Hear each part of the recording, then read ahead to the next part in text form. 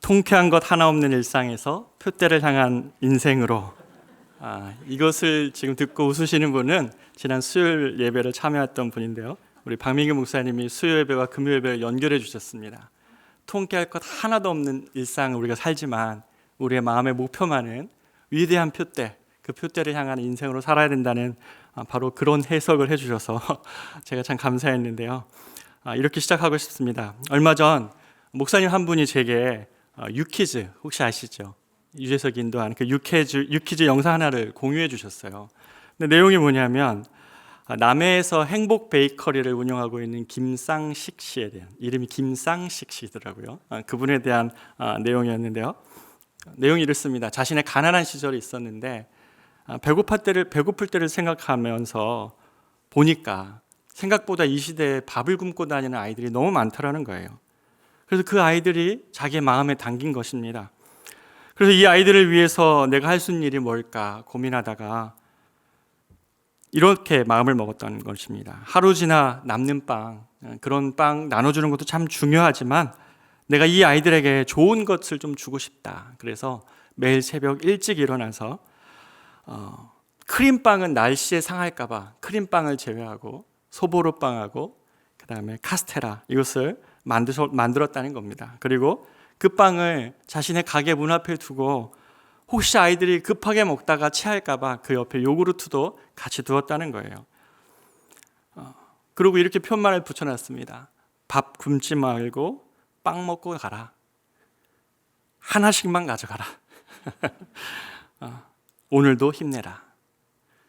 그 가게 앞을 지나가는 아이들한테 밥 굶고 가지 마라. 하나씩만 먹어라. 오늘도 힘내라. 얼마나 따뜻해요. 그 동네를 얼마나 밝히고 있습니까? 유재석 씨와 이 이야기를 나누면서, 그런데 이분이 이렇게 얘기합니다. 이전에 어떤 때가 있었는데 가게가 너무 어려워져서 빵은 어찌해서 내놓을 수 있었는데 그만 돈이 없어 요구르트를 열을 주지 못한 날이 있었다고 말합니다. 그런데 그 형편이 어려워 요구르트 주지 못한 열흘이 너무 미안했다고 그렇게 말씀을 하시는데요. 제가 그 얘기 듣다가 마음이 울컥하는 거예요. 아니, 요구르트 못 줄 수도 있지 않습니까? 빵이면 괜찮지 않습니까? 그런데 요구르트 주지 못한 열흘이 너무 아이들에게 미안했다고 말하는 그분의 진심이 방송을 통해 전해지는 거예요. 눈물이 정말 왈칵 쏟아졌습니다. 어느 그룹에서 이분에게 의인상을 수여를 했는데 이분이 이럽니다. 내가 무슨 의인이라고, 나는 의인 아니라고, 나는 그냥 빵쟁이입니다. 나는 그냥 빵쟁이에요 라고 말하는데, 이분은 우리의 인생이라는 것이 임무 위에 임무가 있다는 것을 아는구나. 그냥 나 자신만을 위한 인생이 아니라 내 자신의 누군가가 담겨야 되는 인생이라는 것을 아는 분이구나. 자신의 인생에 살아갈 표대를 정하고 사는구나 라는 것을 느낄 수 있었습니다. 이 영상 보면 제가 떠오른 책이 한 권 있었는데요, 제가 참 좋아하는 책인데 유진 피터슨의 한길 가는 순례자라는 책입니다. 한번 읽어보십시오. 근데 이 책의 영어 제목이 뭐냐면, 영어 제목에서 영어로 말합니다. A long obedience to in the same direction입니다. 한 방향으로의 오랜 순종이라는 겁니다. 그리스도인의 삶이라는 것은 한 방향으로의 오랜 순종이라는 것입니다. 우리 그리스도인의 삶을 너무 잘 표현하고 있죠. 이 책의 저자가 그렇게 얘기합니다. 그리스도인들은 이 땅을 관광객으로 살지 않습니다. 관광객으로 살지 않기 때문에 한 번 쓰고 버릴 것 같은 인생으로 살지 않는다는 것입니다.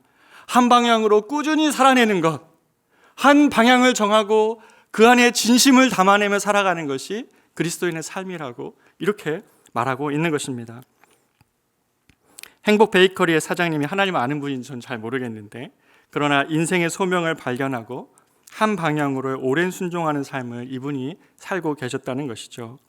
제게 참 감동이 되었던 것은 요구르트를 빵과 함께 주지 못한 열흘에 대한 이분이 보여주신 안타까움 때문이었습니다. 절대로 이 동네에 밥 굶는 아이는, 그런 아이들은 내가 모조리 책임지리라. 배고픈 상태로, 적어도 배고픈 상태로 내 가게 앞을 지나는 아이는 없게 하겠다라는 것이 이분의 가슴을 뛰게 하는 이유였습니다. 그런데 곰곰이 생각해 보십시오. 우리들의 삶에도 이런 안타까움이 있습니까? 하나님이 내게 주신 소명이 있어서 그것 때문에 열심히 이루지만 그 이루지 못한 그 마지막 그 부분 때문에 마치 요구르트 10개 놓지 못한 그 부분이 너무 안타까워하는 이분과 같은 안타까움이 우리들 안에 있으세요? 여러분, 평생을 통해 이뤄가고 싶은 그 단 한 가지 소원이 있으신가요? 오늘 우리가 읽은 빌립보서 말씀에서 바울은 이제 나이가 60세 정도 되는 노인이었습니다. 이제 그 삶을 마감해야 될지도 모른다는 그런 사실을 직감하고 있었던 그런 상황이었죠. 그는 평생을 두고 기도했지만 여전히 그 몸을 괴롭혔던 질병에 시달렸고 많은 고난과 또 고된 전도 여행으로 몸의 기력도 많이 쇠한 상태로 이 글을 쓰고 있습니다. 그런데 바울이 쓴 13절 14절을 보십시오. 뭐라고 얘기합니까? 우리 같이 한번 읽어볼까요? 13절 14절입니다. 시작.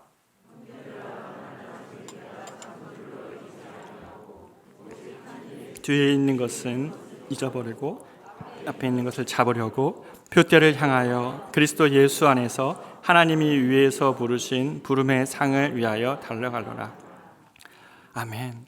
로마 법정은 그를 감옥에 가두었지만 바울은 지금도 자신의 삶은 표대를 향하여 가고 있는 삶이라고 말하고 있습니다. 어떻게 그럴 수 있습니까? 참 놀랍기만 합니다. 생각해 보면 이 코로나 시대가 딱 되니까 누가 가두지도 않았는데 그냥 갇혀 사는 분이 너무나 많이 있습니다.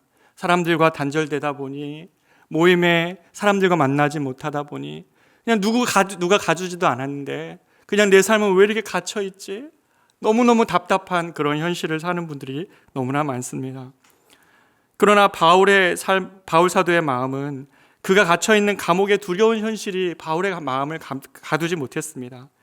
바울은 이 감옥에서도 여전히 자신의 인생은 저 앞에 세워둔 표대를 향하여 달려가고 있는 인생이라고 말하고 있습니다. 김상식 씨와 이 바울의 공통점이 뭡니까? 자신의 삶에 뚜렷한 목표가 정해져 있다는 것입니다.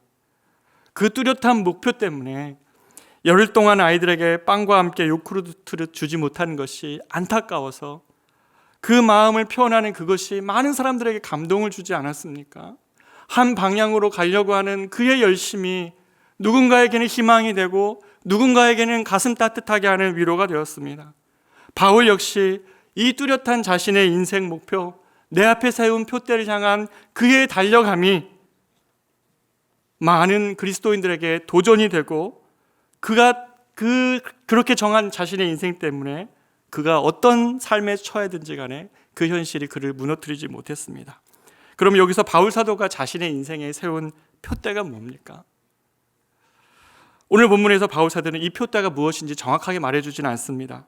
대신 바울 사도는 빌립보서 전체를 통해서 자신의 인생이 마지막까지 달려갈 그 표대가 무엇인지 웅변적으로 말하고 있습니다. 바울은 먼저 12절에서 이렇게 얘기합니다. 내가 이미 얻었다 함도 아니요 온전히 이루었다 함도 아니라 오직 내가 그리스도 예수께 잡힌 바 된 그것을 잡으려고 달려가노라 라고 말합니다. 바울은 자신이 예수께 잡혔다고 말합니다. 자신의 인생이 예수님에 의해 붙잡혔고 낚아채졌다고 말합니다. 자신의 인생은 주님이 낚아챈 인생이라고 말하는 것입니다. 바울이 이 말을 할 때 자신의 인생을 낚아채신 하나님을 생각하지 않을 수 없었습니다. 바울은 하나님이 자신을 낚아채시기 전에 자신의 삶을 이렇게 4절에서 말합니다. 나도 육체를 신뢰할 만한 것이 있는 삶이었다. 만일 누구든지 다른 이가 육체를 신뢰할 것이 있는 줄로 생각하면 나는 정말 육체를 신뢰할 것이 있는 사람이었다 하며 나도 의지했던 바가 있다고 정직하게 고백합니다. 나는 8일 만에 할례를 받은 사람이다.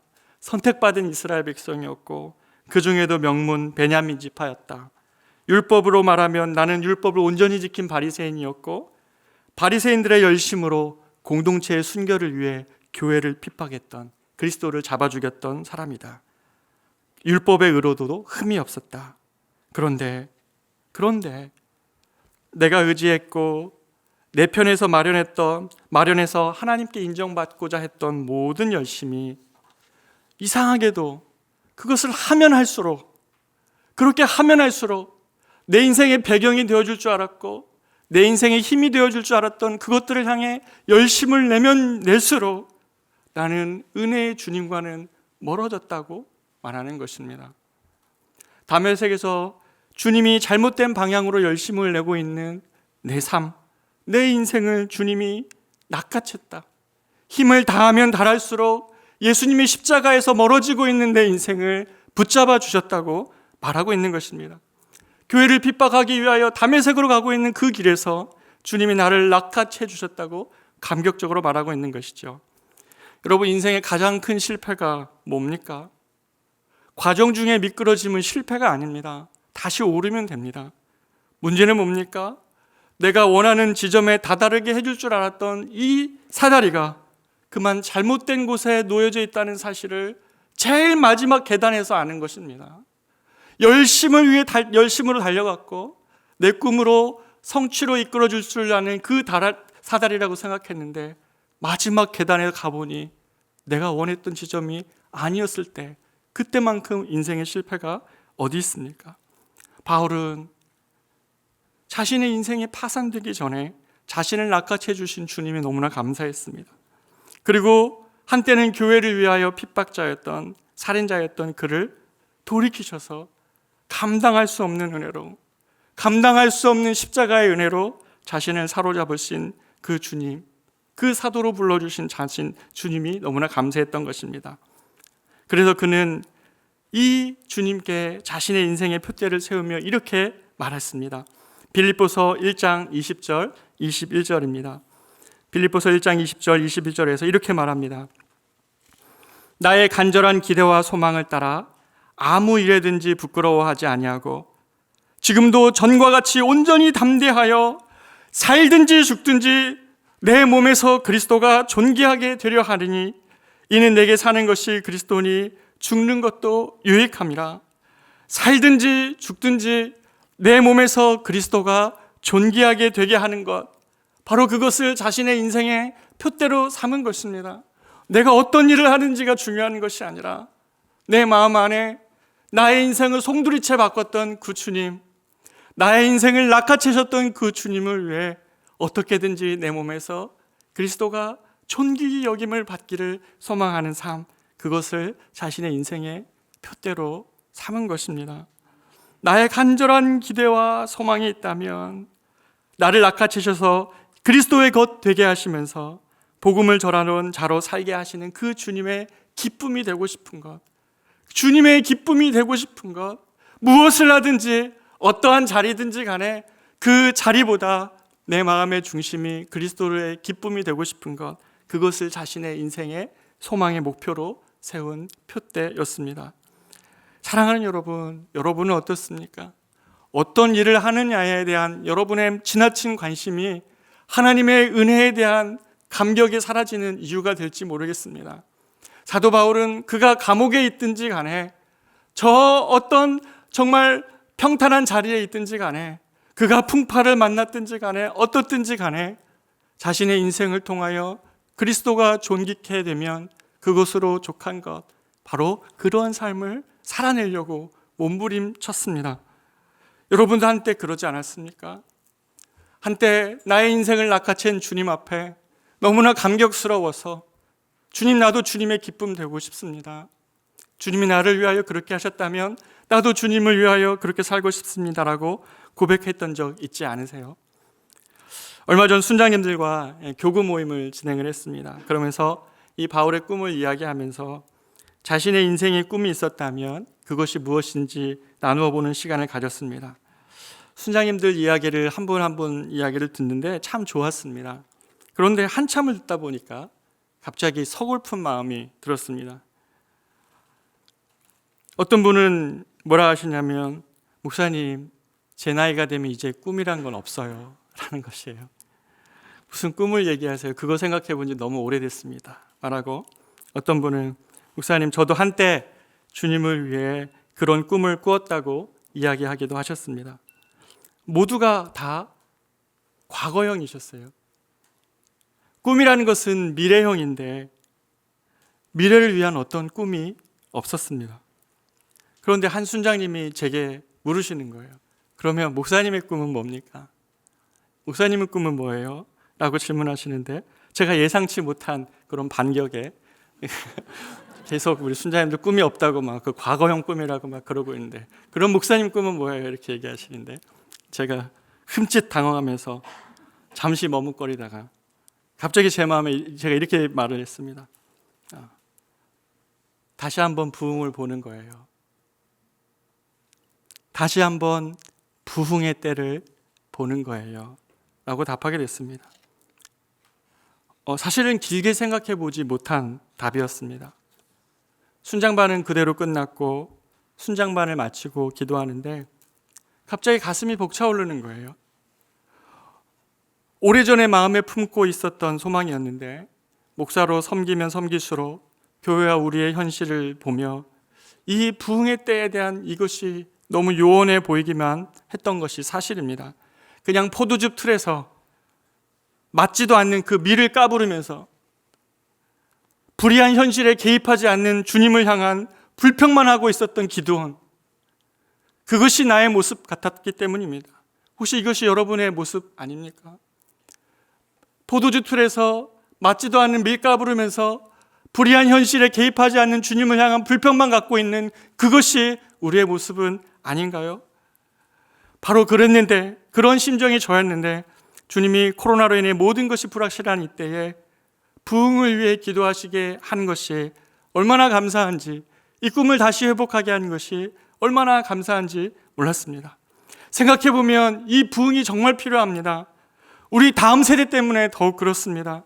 지금의 기성세대는 그래도 한국 사회에서 부흥을 경험했던 세대 아닙니까? 말씀에 감격이 있었고 뜨거운 찬양을 우리가 드렸고 교회의 미래에 대해서 교회의 소명과 역할을 논의하며 미래를 꿈꾼 세대 아닙니까? 그런데 우리 아이들은 어떻습니까? 이 아이들은 한 번도 교회가 자랑스러운 적이 없었고, 이 아이들은 한 번도 그리스도인됨을 떳떳하게 말할 수 없는 학교의 현실을 다니고 있습니다. 그런 환경 속에 있습니다. 우리의 아이들이 품 안에 있을 때는 그래도 괜찮지만 시련이 닥치면 다시 교회로 돌아올 수 있겠습니까? 우리에게 부흥이 다시 한번 필요하다면 바로 이 아이들 때문입니다. 그렇게 다시 한번 진정한 복음이 회복되고 주님의 이름이 높임을 받고 교회의 순결함이 회복되는 그 부흥의 때가 우리 모두에게 정말 필요한 것 아닙니까? 사랑하는 여러분, 바울은 그렇게 자신의 온 삶을 들고 온 삶을 통해 하나님을 기쁘시게 하고자 하는 소원을 가지고 있었습니다. 자신의 몸을 통해 그리스도가 존귀하게 될 수만 있다면 무엇이든 어느 자리든 괜찮았던 자였습니다. 그렇게 하기 위해 바울이 결심한 것이 두 가지가 있었습니다. 첫째, 바울은 정말 주님을 알고 싶었습니다. 주님을 정말 더욱 알고자 했습니다. 그리스도를 더욱 알고 싶은 것, 그렇게 하기 위해 어떤 대가지불조차도 아깝지 않을 만큼 내가 그리스도를 더욱 알고 싶다라는 것이 바울의 소원이었습니다. 7절 8절에서 바울은 이렇게 말합니다. 우리 다시 한번 7절 8절을 같이 한번 읽어보도록 하겠습니다. 시작.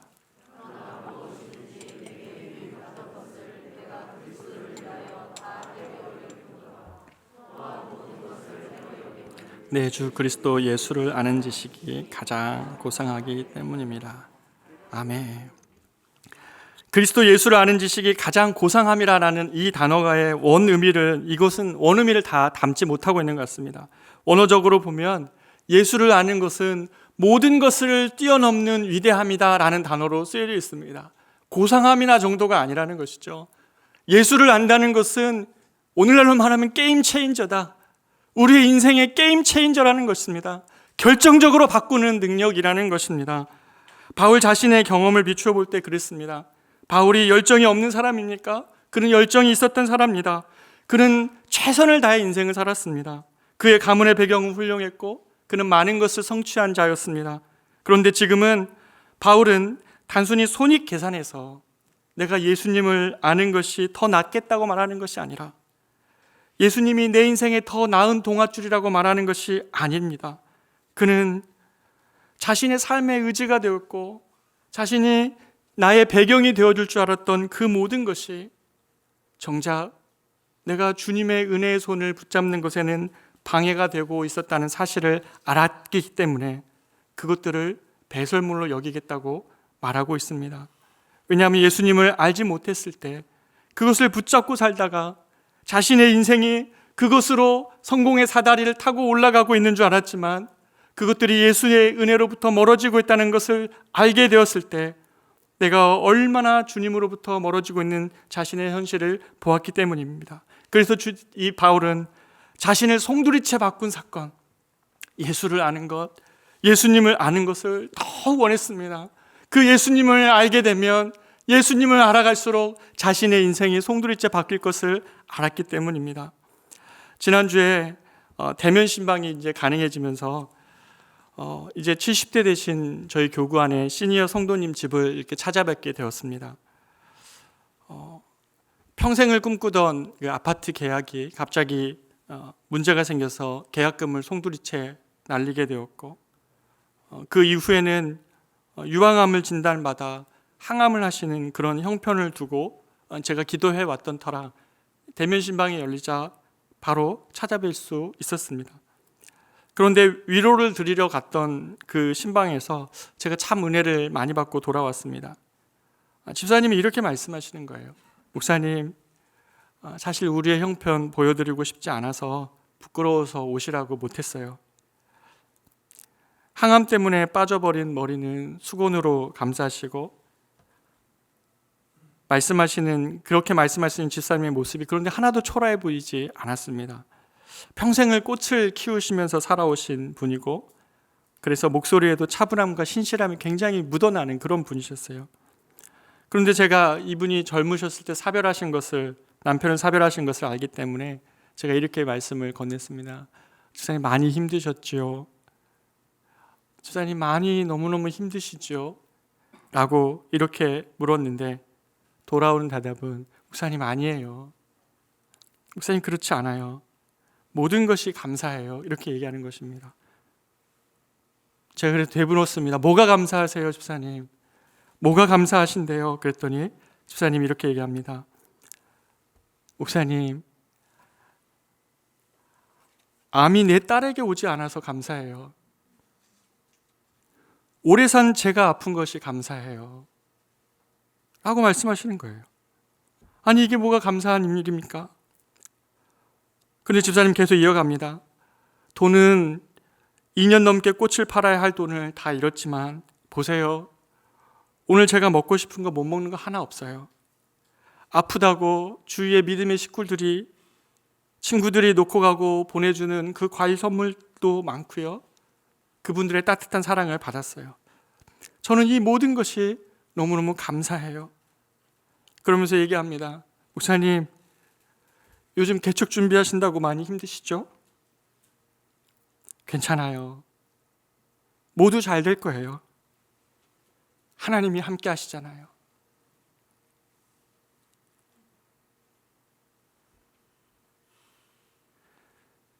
이 어른 집사님에게 인간적으로는 삶에 도움이 될 만한 그 무엇이 없었습니다. 그렇지만 하나님을 알기 때문에 하나님으로 인하여 감사한 것 많은 이 집사님 보면서 제가 참 감동이 되었습니다. 집사님의 마지막 말 한마디. 다만 우리 자녀들이 이 엄마의 초라한 모습 때문에 하나님께 실망할까 봐 그 하나만 염려가 된다고. 하나님의 풍성한 사랑이 있는데 나의 지금의 모습이 아이들이 하나님을 오해할까 봐, 내 마음에 있는 평안을 모르고 나의 모습 때문에 오해할까 봐 그것만 염려하신다고 말씀하시는 이 시대의 어머니셨습니다. 사랑하는 여러분, 그리스도를 아는 것이 얼마나 놀라운 능력입니까? 그리스도를 아는 것이 여러분의 평생의 능력이 되기를 원합니다. 예수를 알면 예수 안에서 우리에게 주어진 모든 현실과 삶의 모든 문제가 그 안에서 눈녹듯 아무런 힘과 능력을 발휘하지 못하는 것이 우리가 예수님을 더욱더 알 때입니다. 우리를 사랑하시기 위하여 자신의 모든 것을 주시는 그 예수님에 대한 사랑의 감격이 회복되면, 정말 그것을 회복되기 위하여 우리가 같이 기도하면 우리를 향한 하나님의 놀라우신 사랑의 품을 우리가 경험하고 알기 때문에 바로 그것이 우리의 모든 것을 바꾸는 능력인 것입니다. 사도 바울은 그래서 10절에서 얘기합니다. 나는 세 가지를 알고 싶다. 나는 그리스도를 알고 싶다.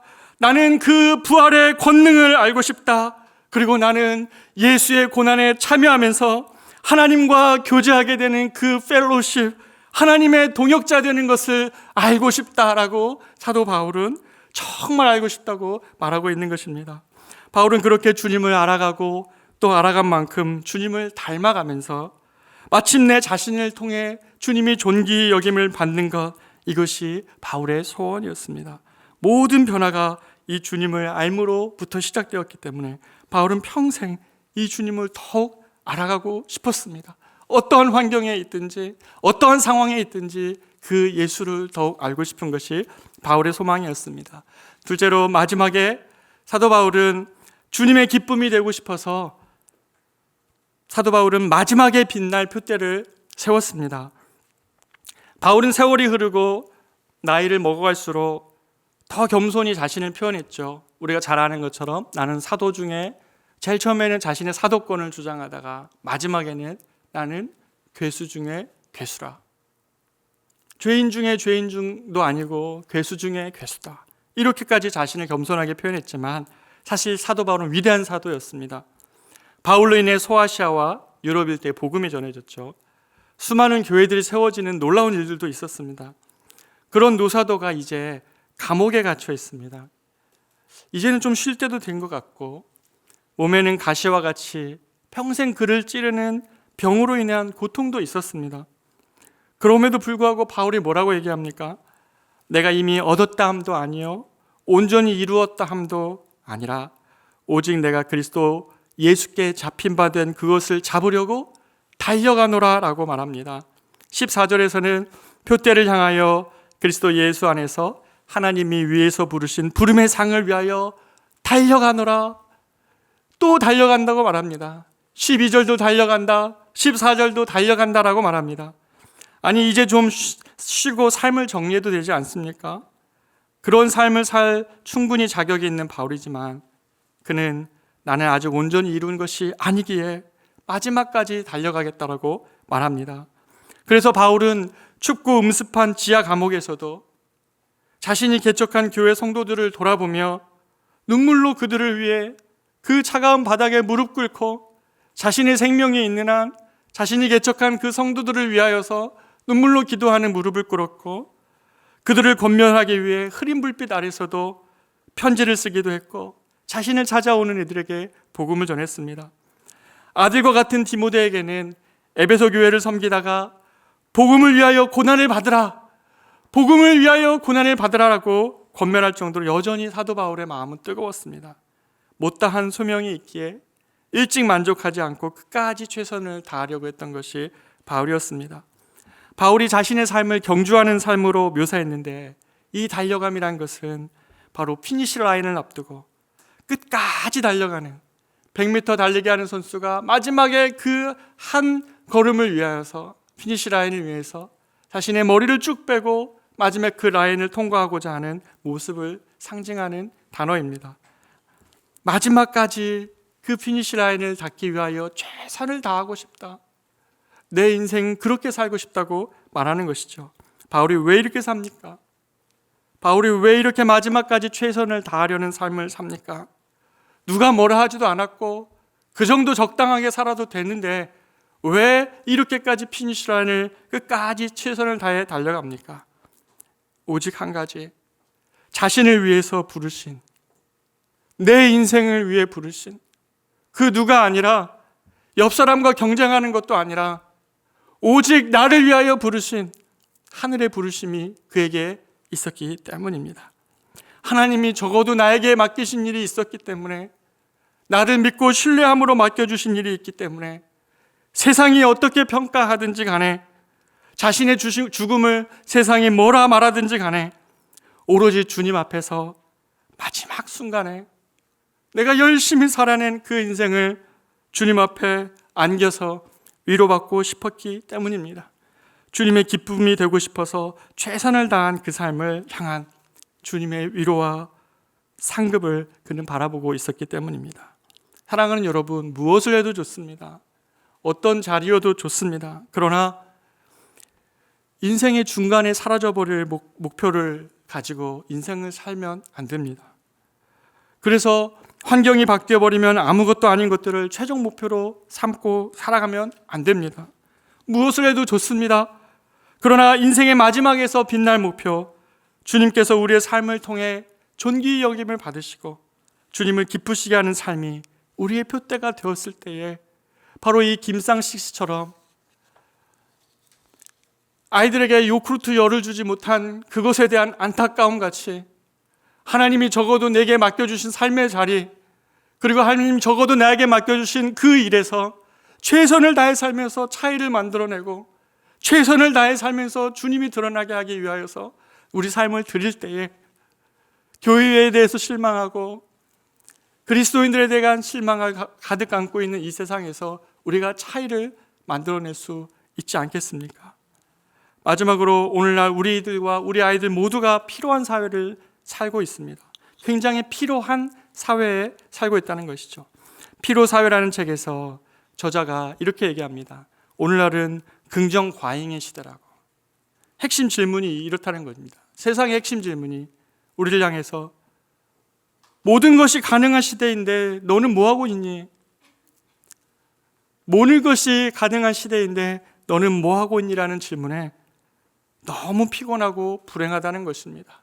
남들은 다 행복한 것 같고 그렇게 행복을 누릴 수 있는 것 같은데 나는 왜 못 누리지? 인스타그램을 보고 유튜브를 보고 남의 SNS를 보면 다 행복한 것 같고 누구도 성공하고 누구도 다 잘하고 있는 것 같은데 왜 나만 뒤처지고 있는 것이지? 모든 것이 가능한데 너는 뭐하고 있니? 라는 것이 이 시대의 질문이라는 것입니다. 그래서 너무 피곤하고 불행하다는 것입니다. 그러나 사랑하는 여러분, 기억하십시오.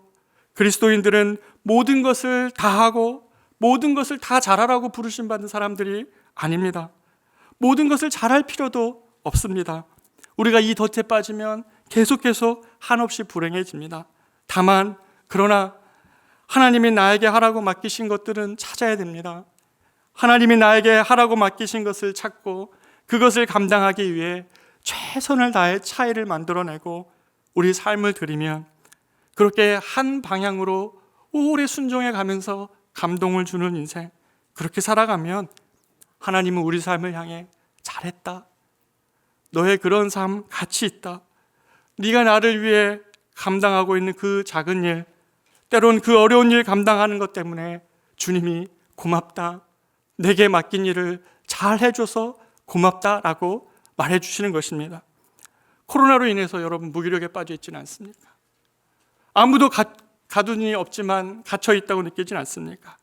다시 한번 우리 일어났으면 좋겠습니다. 오직 한 일, 뒤에 있는 것들은 다 잃어버리십시오. 그리고 앞에 있는 표대를 향하여 다시 일어났으면 좋겠습니다. 다시 한번 이 시대에 여호와를 인정하는 것이 세상에 가득할 때까지 다시 한번 일어났으면 좋겠습니다. 수능을 앞둔 우리 아이들이 너무나 불쌍합니다.